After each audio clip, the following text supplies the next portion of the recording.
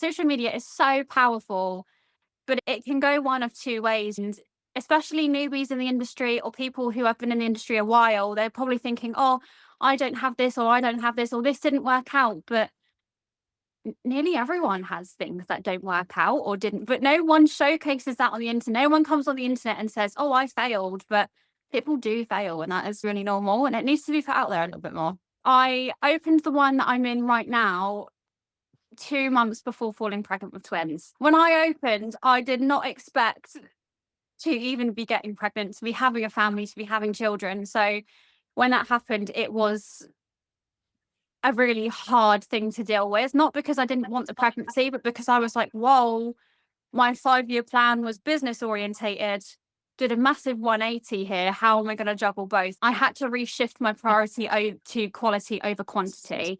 And I am definitely less busier these days. Yeah. But my income hasn't taken that much of a hit because I've reshifted to better quality clients. If there's one piece of advice I can give anyone, focus on quality clients, package treatments, things that are of more value than simply just pushing numbers through the door. Why Yeah. would you want to work more and have less when you can work less and have more? But at the same time, I myself have had it where I thought, oh my God, I had a gut feeling I shouldn't have treated a client, and I still Yeah. did. And then it haunted me after, and I thought, why did I do that? I think a lot of the time when people are really low about their confidence or something that's bothering them at their face, they kind of want to jump into it because they're like, oh, this is going to fix it. If I do this, I will be happy. They do that thing. And then it's, oh, actually, if I do this as well, then I definitely will be happy. And it's just a big loop.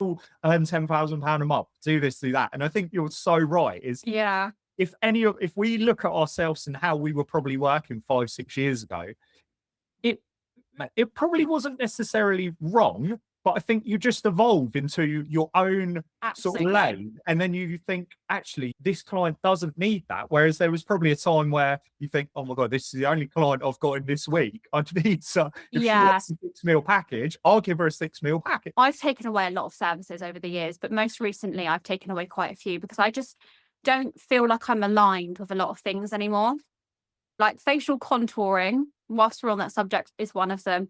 I do not enjoy doing jaws. I just don't think they ever look feminine. They don't ever look my style when it comes to jawline filler. And don't get me wrong, there is definitely people who can do very nice jaw filler. I'm not one of them. I felt that way about fat dissolving, to be honest with you. So I used to do a lot of fat dissolving, but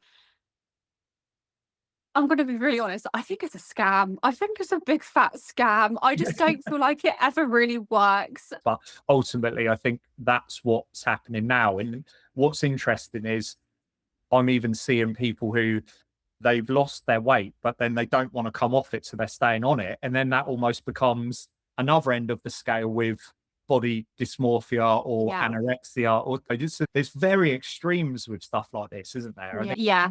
And as controversial as I'm going to sound now, because I like to throw a little bit of controversy out there. We love it. Yeah, I don't think any practitioner who knows what they're doing and talking about can honestly say to a client before they've started the procedure, you need this amount.